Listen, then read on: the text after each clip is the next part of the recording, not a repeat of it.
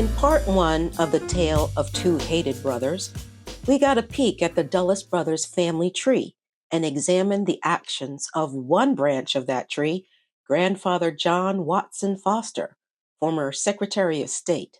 In part two, the Dulles brothers make their mark in global affairs, realizing the big money was in representing private interests. These brothers were also responsible for setting the stage for a Second World War. Just to let you know, like I warned you, this will be a three-part series. Grandfather Foster loved his grandsons, so much so that he bought a house near Watertown to be close to them during the summer months. Following this, Auntie Eleanor, their mother's sister, married a man named Robert Lansing, who was known to the boys as Uncle Bert. Uncle Bert would become Secretary of State under President Woodrow Wilson, but at that time, he was just a lawyer who accompanied Grandfather Foster and the boys on fishing trips on Lake Ontario.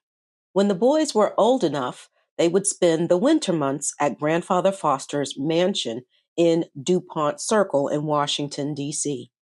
Foster was the first to go when he was 5 years old, and then Allie a couple of years later. These little boys dined with ambassadors, senators, cabinet secretaries, Supreme Court justices, and other important notables like Presidents William Taft, Theodore Roosevelt, Grover Cleveland, Woodrow Wilson, and William McKinley, and industrialist Andrew Carnegie. Remember when I told you how the boys were expected to take notes of their father's sermons to be analyzed later? Well, Allie, at 7 years old, paid close attention to those dinner conversations and would write reports of what he had heard, summarizing the opinions of the statesmen whose company he had just left and seeking to analyze their characters. It's not clear how or why, but little Allie was obsessed with the Boer War. Now, you may wonder what this war was all about and why Allie was so fascinated by it. Let's sidetrack a little bit. The Boer War occurred in South Africa in phases between 1899 and 1902. The British and the Boers, a group of Dutch South African farmers, were slap fighting over the British trying to take over their land in South Africa, called the Orange Free State. The Boers saw right through Britain's quest to consolidate their South African territories with the Dutch. Why were the British so eager to get their grubby little paws on the land? There was gold in them dar hills. Little Allie was so fascinated by these discussions that he wrote a 6,000-word essay on it. The gist of his essay was, the Boers want peace, but England has to have the gold, so she goes around fighting all the little countries. Older brother Foster was like, meh, your anti-colonial ideas are stupid. But a proud grandfather Foster had the essay privately printed along with 7-year-old spelling errors. As a mother of 2 sons, I can tell you my boys are as different as night and day. One takes after me, the other takes after their father. If you look at famous siblings, boys in particular, you'll see a pattern in personalities. The older brother is the serious one and more reliable. He has the burden of being the firstborn. The younger brother is the wild child, the brat who needs to be smacked around sometimes by the older brother. I'm sure if you think really hard, you can find a pair of famous brothers who are exactly as what I've just described. That's pretty much what the Dulles brothers were like. Foster was the serious one who was not a social butterfly, and he was solemn, disciplined, and reserved, but also sharp, self-righteous. He never lost his temper or complained, but disdained those who fell short of his standards. He was a hard worker, though, a man who knew the book of John word for word. Reciting long Bible passages was a fun time for him. He's the type of person you'd invite to a party out of politeness, hoping they don't show because they had the personality of a wet wash rag. Allie, who would shed that nickname when he got older, was more gregarious, a bon vivant. he could slip into any society circle or boys' club and had oodles of acquaintances and lovers. Let's just say Alan had more moral flexibility than his older brother and didn't care about religion at all. Think of them this way. Foster was the one to say, something naughty needs to be done in the name of God. And Alan would be the one to say, tell me more about the naughty part. I'll do it. Their approaches are part of the reasons why the two of them were so hated, but more on that later. Foster Dulles, boy genius, entered what was practically the family's alma mater, Princeton, when he was 16, with the goal of becoming a preacher like his pops and his maternal grandpops. But something happened that made him change course. When he turned 19 in his junior year, Nepo baby Foster got a chance to be a part of something most men his age would cut off their right foot for. He got the job as secretary to Grandfather Foster, who was hired by the imperial government of China to represent them at the Second Hague Peace Conference in the Netherlands. At this conference, he was able to watch statesmen from dozens of countries ply their trade with Grandfather at hand to interpret their aims, motives, and tactics. Foster was shook by all of it. After that, he had no interest in becoming a preacher. He wanted to be a Christian lawyer. He graduated in 1908 with a degree in philosophy, and his thesis won him a scholarship to the Sorbonne in Paris, where he studied philosophy for a year. He returned to the States to attend George Washington School of Law, mostly to be close to Grandfather Foster in Washington, D.C. He finished that 3-year program in 2 years and immediately knew what he wanted to do. He saw how his grandfather advanced corporate interests while shaping politics and government and thought, yup, that's what I want to do. It was clear to me that Foster was the kind of man to succeed in anything he set his mind to. Just to show you how much of a G he was, he decided to take his soon-to-be wife Janet canoeing on the same day as his New York bar exam. He told himself that if he passed the exam, he'd propose to her. But he was so confident, he proposed to her while they were on the water. She accepted, and then he took his bar exam. He found out later he passed it on the first try. On a suggestion from Grandfather Foster, he applied for a job at Sullivan and Cromwell, an international law firm with heavy connections and major influence in world affairs. The firm was founded with the purpose of pursuing a new business art, bringing investors and enterprisers together to create giant corporation. Just to give you some examples, this firm created Edison General Electric Company, which we know today as General Electric or GE. They also pulled a bunch of steelmaker companies together, and along with financier JP Morgan, created what became US Steel. And their biggest success? Through lobbying Washington and financial and geopolitical maneuvering I won't even get into, this firm set it up for the US to build the Panama Canal. Even though Foster Dulles had a pretty impressive resume and pedigree, the law firm was like, meh, young men like him are a dime a dozen. The big difference between them and Foster, however, is that none of them were related to a former Secretary of State. He didn't hesitate to turn to old granddad to pull some strings, which Grandfather Foster did by reaching out to the surviving partner of the law firm on behalf of his beloved grandson. The partner, William Cromwell, was nobody's fool. Foster had the kind of connections in Washington that would serve the firm well. So Cromwell pulled rank and told his people to hire him as a law clerk at their New York City office on Wall Street in 1911. 1 year later, he and Janet were married. He vowed that in 2 years he would make partner. Allen, on the other hand, was a handful when he got to Princeton 2 years after his brother graduated. He partied, he chased women. Daddy Reverend Dulles was not a happy camper, and they argued regularly about his performance and behavior when he came home on school breaks. You would think all this partying would affect his grades, but Allen was one of those people who could cram the night before and get good grades. He graduated Princeton in 1914 with distinction, and with the prize money he won for his thesis, he used it to book passage to India, where he taught English for Ewing Christian College for a year. He was invited to stay, but World War I was about to kick off, and he wanted to be a part of the action.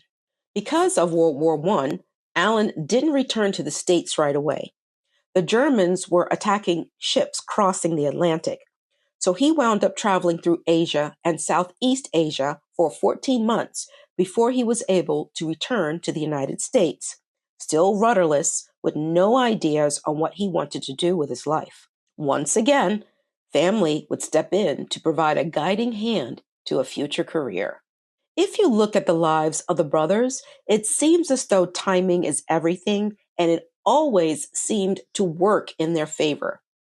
Woodrow Wilson, the former president of Princeton and the brothers' favorite professor, was president of the United States when Allen returned to the U.S. Wilson wasn't pleased with his Secretary of State, William Jennings Bryan, the man who would lose the 1925 Scopes monkey trial in Tennessee to Clarence Darrow and die from a heart attack soon after that trial ended. In 1915, the Germans sank the RMS Lusitania off the coast of Ireland, resulting in 1,197 lives lost total, with a little over 100 of those lives American. President Wilson took the sinking of the ship out on Bryan. Bryan was like, I'm getting too old for this, and he resigned. And guess who took his place? Robert Lansing, good old Uncle Bert. On a side note, this event lit a fire under the U.S. to enter the war 2 years later. Now, when it came to the U.S. and the spy business, intelligence gathering from other countries wasn't on the country's radar before WW1, believe it or not. But guess who's responsible for laying the foundation of intelligence work?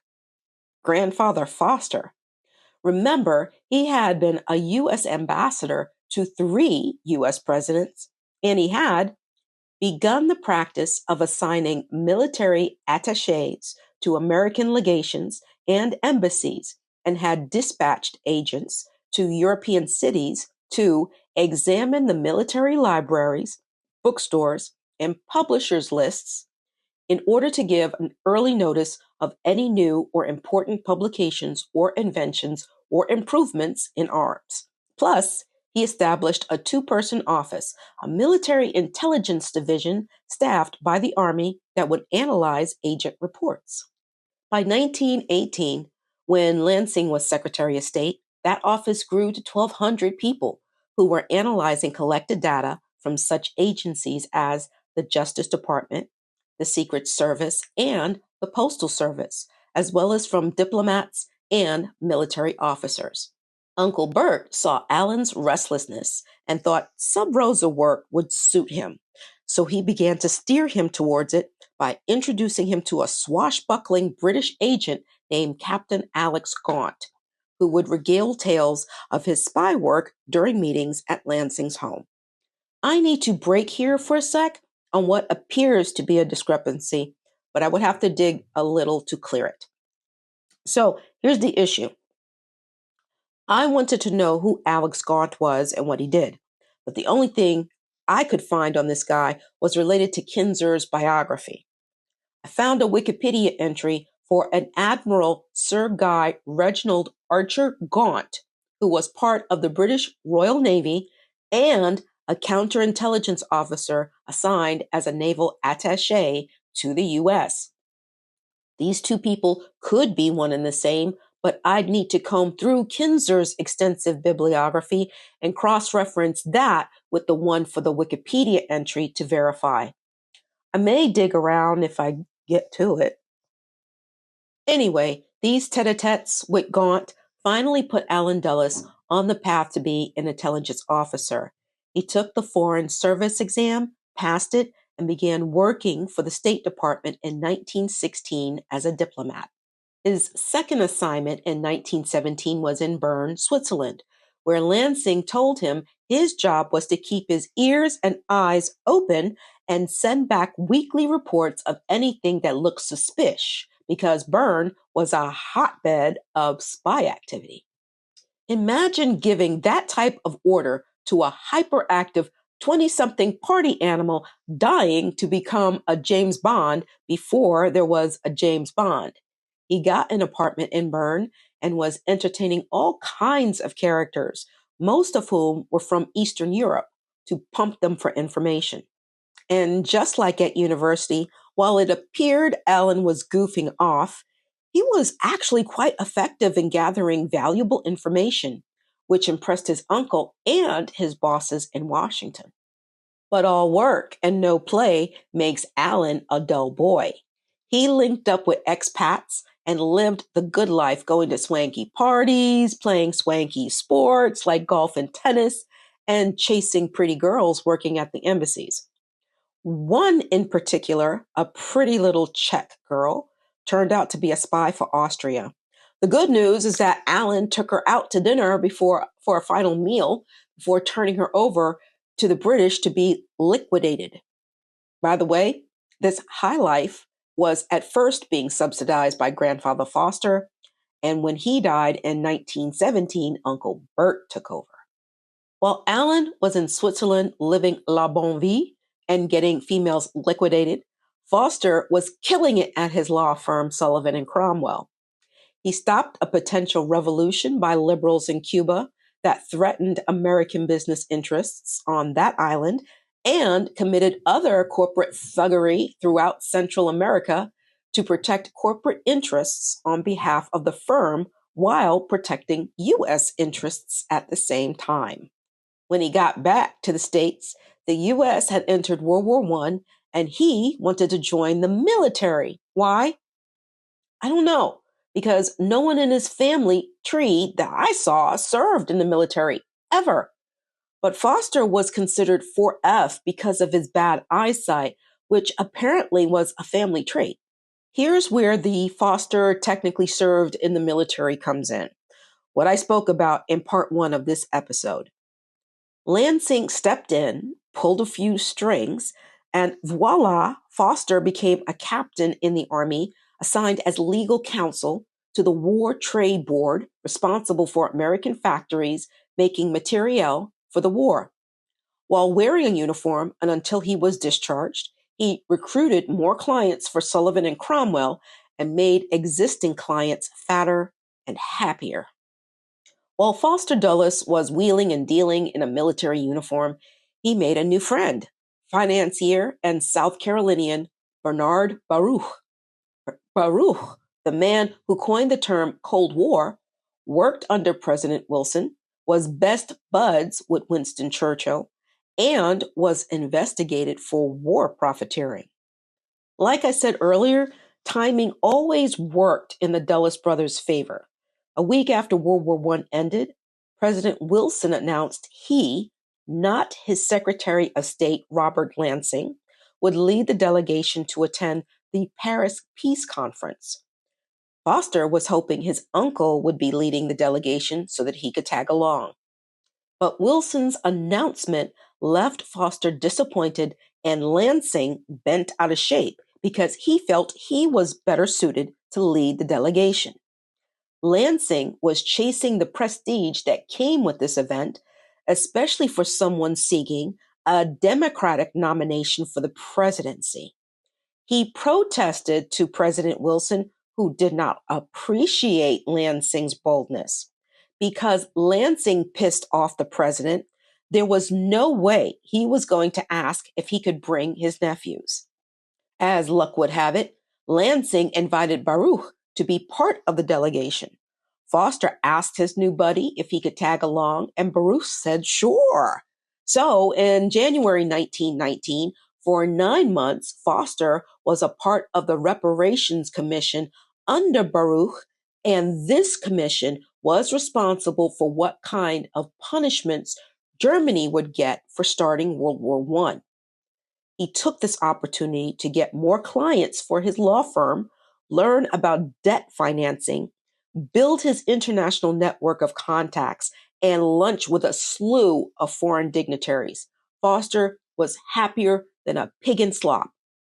And Allen wasn't left out of this feeding frenzy of power grabbing. He somehow managed to get reassigned from Bern onto the Inter-Allied Boundary Commission, which was responsible for establishing new boundaries in Europe without input from the nations affected by all this reshuffling. And just like Allen did in Bern, he sought female companionship, but this time it was in the form of visiting high-end brothels in Paris. And one in particular was popular with Ernest Hemingway, Humphrey Bogart, Pablo Picasso, Cary Grant, and the future King of England, King Edward VIII. There's no doubt Allen was there to satisfy his appetites, but a high-end brothel with high-end clients was a breeding ground for observation. He got to see these people with their guard down and study the people behind the pedigree and social status. He was taking mental notes. Two interesting things happened on this trip. Robert Lansing was still in the doghouse with President Wilson, who ignored his advice and basked in the adoration of the Dulles brothers, whose company he preferred. And the brothers practically worshipped Wilson. They saw him in the same light as Grandfather Foster. The other interesting thing was the introduction of a seemingly insignificant figure who came to the peace conference to plead his case for his country, Vietnam, which was colonized by France at the time. That figure was 28-year-old anti-colonial agitator Ho Chi Minh, who was hiding out in Paris under an assumed name and had been trying to gain support for self-determination of Vietnam. And what is self-determination? It's the ability or power to make decisions for yourself, especially the power of a nation to decide how it will be governed. At the time, President Wilson had drafted a doctrine in support of it, but he only believed that principle was for select countries, and Vietnam wasn't one of them. Ho Chi Minh, who had been inspired by Wilson's doctrine but didn't know that it didn't apply to his country, tried to pass a pamphlet he wrote to Wilson about the country's right to self-govern in June 1919, but Wilson never received it. What's interesting to note is that Ho Chi Minh was a socialist at heart, but a year after his unsuccessful appearance at the peace conference, he switched to the Communist Party because he felt the Soviets had a good track record with revolution. I'll get into the story of Ho Chi Minh and how he became a thorn in the side of the Dulles brothers later. 32 countries showed up at the peace conference to plead their case for compensation, recognition, the fate of their country, you name it. And the good guys, which consisted of France, Great Britain, the US, and Italy, were the ones to decide what kind of spanking to give Germany so that they never misbehaved again. A lot of stuff that came out of that peace conference had nothing to do with peace, only greed, in my opinion. Germany paid a huge price for their warmongering and destruction. They got an ass whooping, and the Dulles brothers played a role in all that. In fact, what they did at the conference turned a dazed and confused Germany into a very angry Germany 20 years later. President Wilson didn't want to punish Germany severely. He was sipping on that self-determination Kool-Aid. But France was like, off with their heads. Germany needed to learn a lesson, and weakening them was the only way to justify the immense costs of the war and would ensure that Germany would never, ever, ever, ever, ever, ever attack France again. Great Britain, who long held royal ties with Germany through the House of Hanover, that ended with Queen Victoria, believed Germany should be rebuilt so they could be trading partners.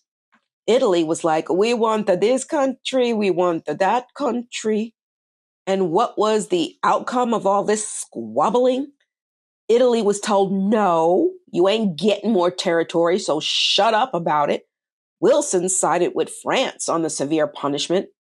Under the 1919 Treaty of Versailles, Germany was forced to give up 10% of its territory that included overseas colonies. These colonies consisted of modern-day African countries, Burundi, Rwanda, Namibia, parts of Cameroon, Gabon, Congo, Central African Republic, Chad, Nigeria, Togo, and Ghana, as well as present-day Papua New Guinea, Samoa, and the Marshall and Solomon Islands. On top of all that, Germany was told they needed to shrink their army and navy in size. They can forget about having an air force. Armament of any sort is a no-no, and they needed to admit they caused a war and pay out some reparations. Guess who was responsible for drafting the reparations section of the treaty? Foster Dulles. And all the delegations from the colonies that showed up in the hopes of gaining recognition as independent countries got shafted like Vietnam. Like I said, President Wilson only believed certain countries had the right to self-determination. Historian David Adelman theorized that Wilson's lack of advocacy for these colonies had a lot to do with the pot calling the kettle black kind of situation, meaning the U.S. had colonies just like the Allies, so the U.S. needed to hush its mouth about colonization. Plus, Wilson was trying to get everyone to agree to join his League of Nations, a peacekeeping initiative that really didn't do what it set out to do. It fell apart during World War II, duh, but it was resurrected later as the United Nations.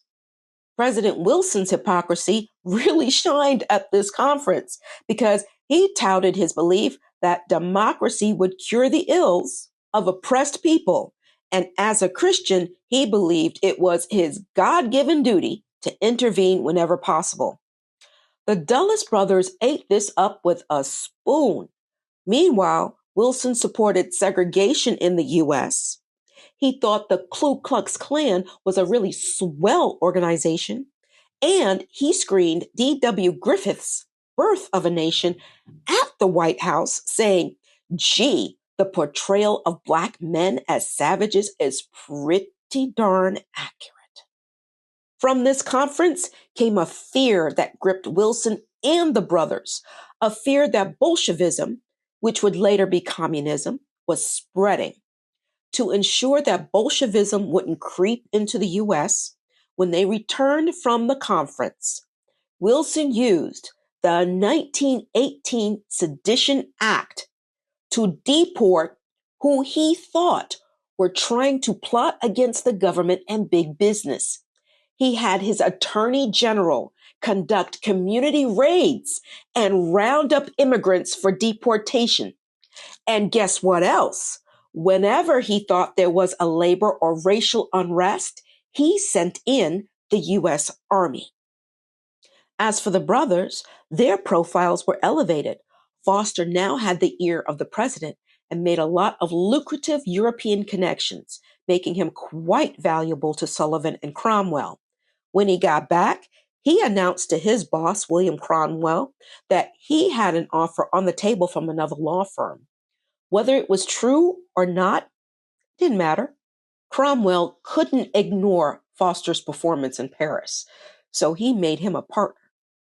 Foster represented domestic and international clients. He facilitated a merger between oil drillers and refiners that became Amoco, and he had mine owners as clients in Chile and Peru.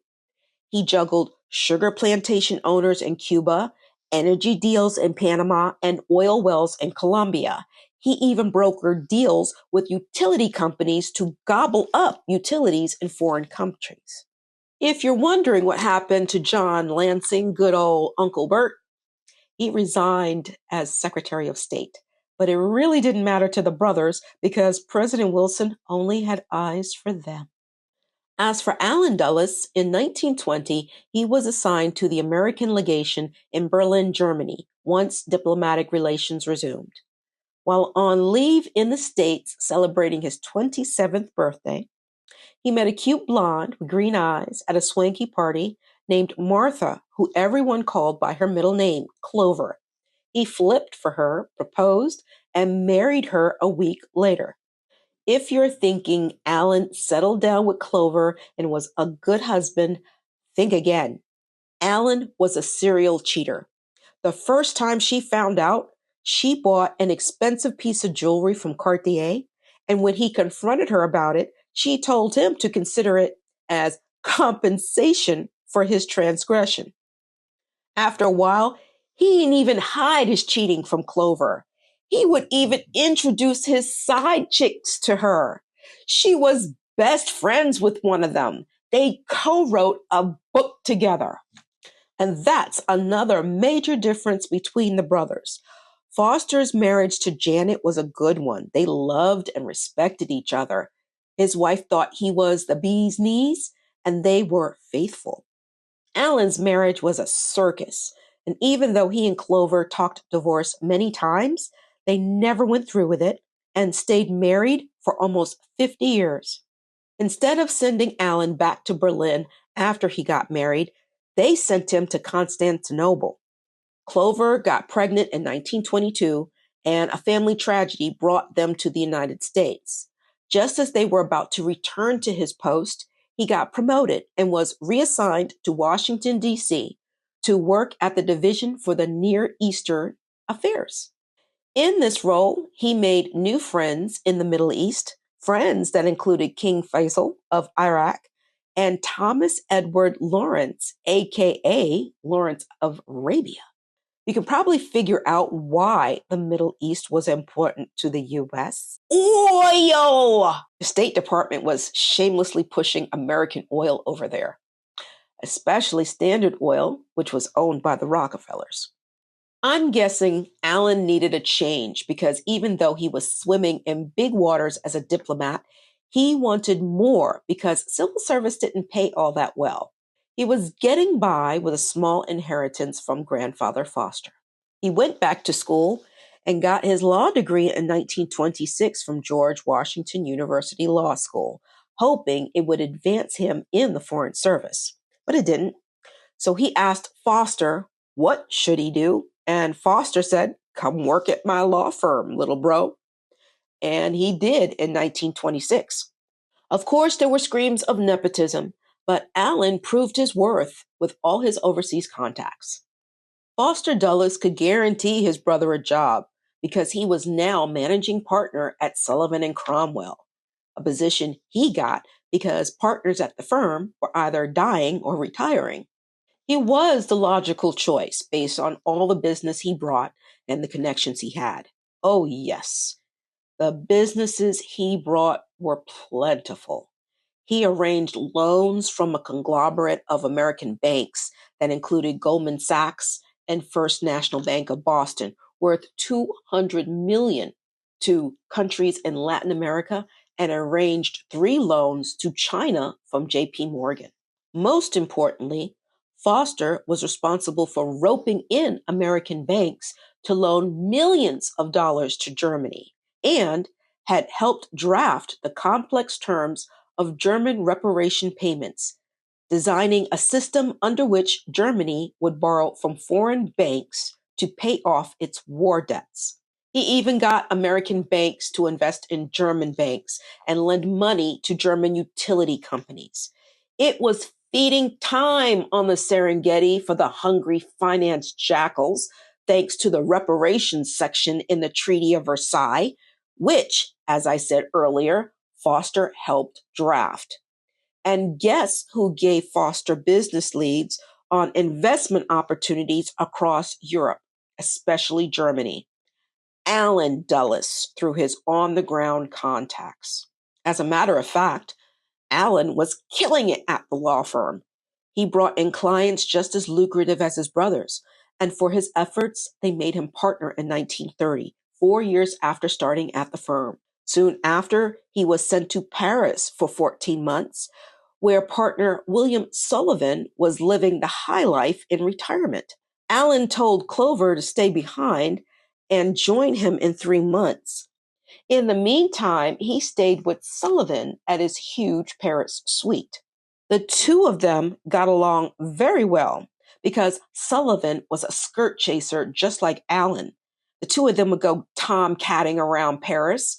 Allen didn't even go home for his father's funeral in Watertown, New York, because he was obsessed over some Parisian chick.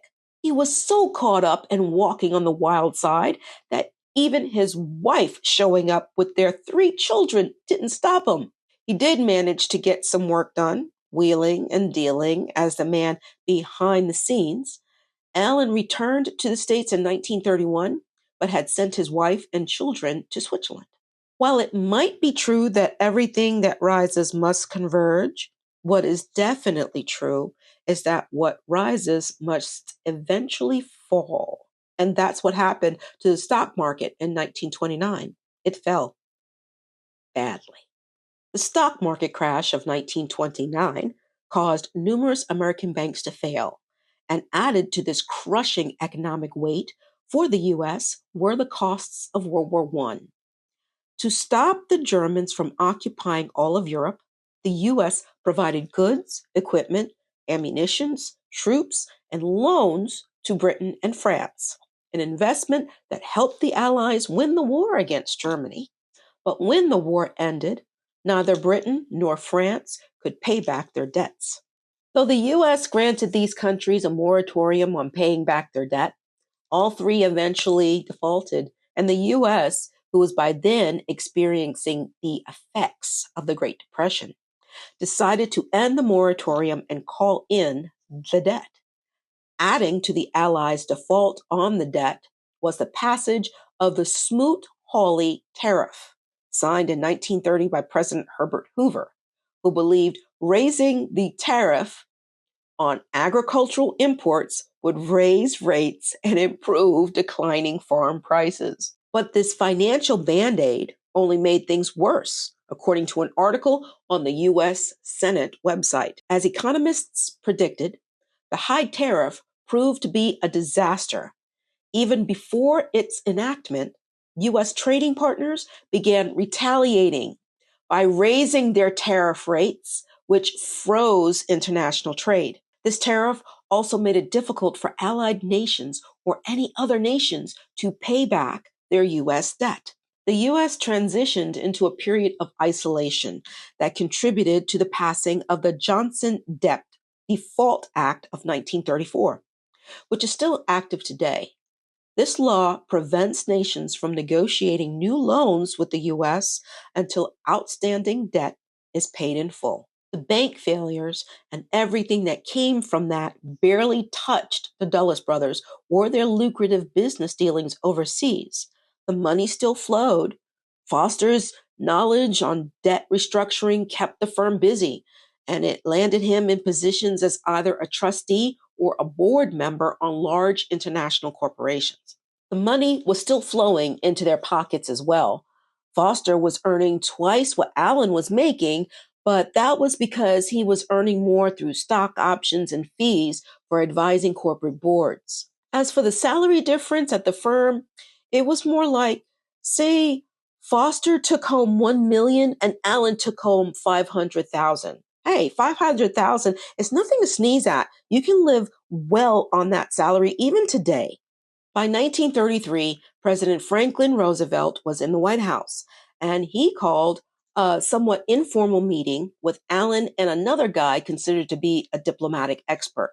When the meeting ended, Roosevelt invited both of them to be his emissaries during his U.S. and European trip of that year for an economic conference with a couple of stops along the way. One stop was in London to hash out a dispute from the British about Germany's disarmament and reparations. The other stop occurred in Berlin, where in April 1933, Allen had a private meeting with a fiery leader of the Socialist Party in Germany who had just come to power. Adolf Hitler. Allen's assessment of Hitler was that he had no foreign policy strategy, and all he could do was complain about how unfair the reparations were to Germany, and claimed he wanted universal disarmament. And when confronted about reports of thuggery against those who opposed him, he claimed he was doing this to protect the rebuilding investments, knowing full well Allen and his brother were big players in that. Allen walked away from the meeting ambivalent about Hitler. He didn't see him as a threat. However, when Allen returned to Berlin 2 years later, he was shook by what he saw. Bad times were a comin', and he felt it was time to protect the firm and distance themselves from Germany. As for Foster, I have to stop for a second. I said earlier that Foster Dulles was on the reparations committee, and the work he did was responsible for the harsh penalties Germany got. The 1924 Dawes Plan, shepherded by banker Charles Dawes for the Reparations Committee, outlined the conditions of these reparations. Germany's annual reparation payments would be reduced, increasing over time as its economy improved. The full amount was to be paid, however, was left undetermined. The book claims that Foster argued against tough penalties because it might push Germany into aggression, but he was ignored by everyone. Foster argued for this because he adored Germany.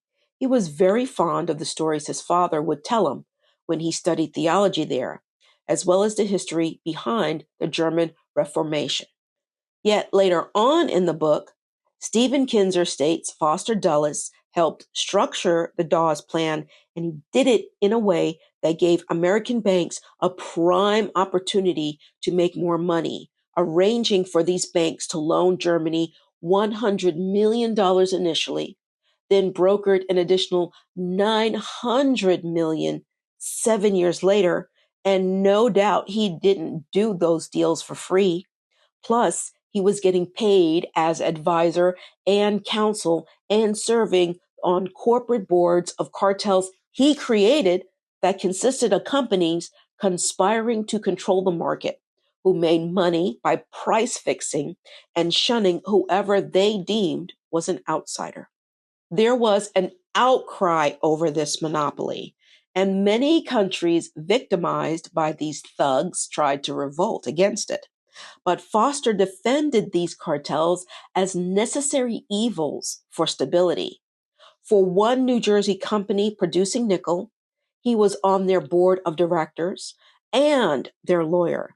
He created a nickel cartel with the Jersey company, a Canadian company, and two French companies, then added a German company, IG Farben. By adding the German company, Nazi Germany had unrestricted access to nickel, which is used in stainless steel and armor plates. I'm going to jump ahead into World War II for a little bit because I need to talk about this company. Okay, so IG Farben, in case you didn't know, was a chemical company that invented a process for synthesizing fuel, and they also manufactured synthetic rubber for tires. Farben was the result of a merger between BASF and other chemical, metal, and pharmaceutical companies, one of them being Bayer. Starting in 1933, Farben made lots of money supplying the Nazi regime with tires and the process to make synthetic fuel. They also manufactured other things used by the regime, like nitrogen, methanol, and a chemical originally developed to be a pesticide, Cyclone B, the gas used for the gas chambers and the concentration camps to eradicate prisoners. The company stands firm today that Cyclone B was not created for that purpose, and the Nazis misused that gas. But the company did know it was being used for that purpose and did nothing. To manufacture more products for the war effort, Farben needed more space. In 1942, with permission from the SS, they bought land and homes at dirt cheap prices from the treasury that were confiscated from Jews and Poles. The homes owned by the Polish were torn down, and the homes owned by the Jews were used for company employees. I.G. Farben used concentration camp labor to build a manufacturing plant on the land near the Auschwitz Monowitz. This labor came from their company owned concentration camp close by called Buna Monowitz. Farben cut a deal with the commandant at Auschwitz-Birkenau to use their prisoners when their labor supply needed a refresh. They used forced labor, which consisted of prisoners of war and civil foreign workers, for another plant they owned in Ludwigshafen, Opau. Getting back to the Dulles brothers, Foster's way of helping Germany was by brokering loan deals for commissioning fees. But these American banks were getting nervous about Germany's ability to pay them back. So another consortium of these banks was formed to convince Germany to take out another loan for $500 million to make sure that they could pay back their loans. To pay back reparations to the countries affected, primarily Britain and France, a central bank was set up. The reparation payment from the loans went to the bank, then paid out to Britain and France, who then used those payments to satisfy their debt to the US. Problem was, those funds dried up because those loans weren't just for reparations, it was also used to stabilize Germany's economy. Dried up funds meant Britain and France defaulted on their payments to the US. Right before President Roosevelt was elected in 1932, countries owed reparations had agreed to release Germany from its debt with a one-time final payment. But after that November election, Britain and France tried to pull a fast one on the US, saying, since y'all were going to cancel Germany's debt, our debt to you should be canceled as well. And the US said not only no, but hell no. As Hitler rose to power, Foster Dulles had no problems with him. Foster hated Bolshevism, and so did Hitler, which meant Germany needed as much financial aid as possible to keep the Soviets away. Foster bent over backwards to find new funding sources, but it wasn't enough. Germany defaulted on its loans, and its economy tanked, resulting in investors who bought German bonds losing millions.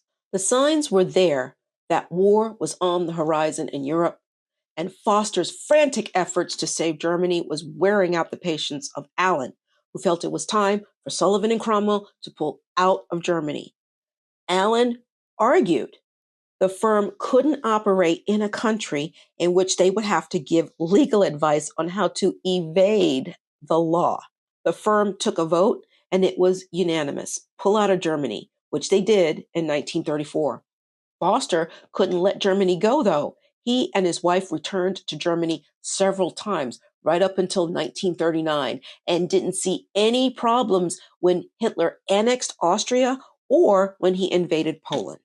Believe it or not, Foster and Allen disagreed strongly about Hitler. Allen, of all people, questioned how his brother, such a dedicated Christian, could be so deliberately obtuse about Hitler's intentions and what he was doing. Allen was so repulsed by it all that he tried to switch gears and ran for a seat in Congress, but he lost.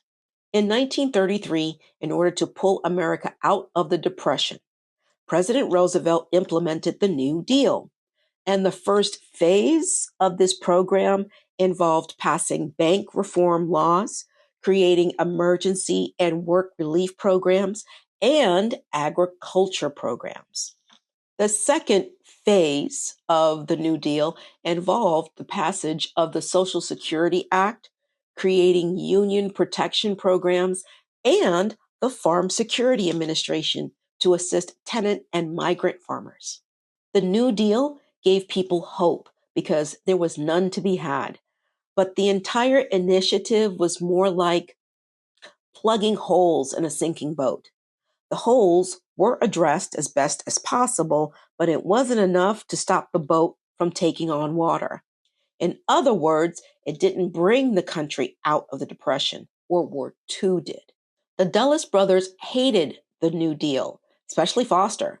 He wrote a letter to the editor of the New York Times saying President Roosevelt should have cut government spending instead of creating handout programs. Foster's criticism may have something to do with the president's plan to regulate the securities industry. When the Securities Exchange Act of 1934, which regulates securities and second market transactions, was passed by Congress, Foster advised his clients to disobey this law because he claimed it was unconstitutional. He even tried to get a Supreme Court judge to resign from his post to work with his law firm case to sue the government over it. The firm lost. The outcome was the creation of the Security and Exchange Commission. Okay. There's one thing I didn't talk about in part one that I want to cover now before I move to part three. What I would call a secret boys club was created in 1921 by Foster, Allen, and a bunch of like-minded people who believed in President Wilson's view that internationalism, not isolationism, was the way to expand the country.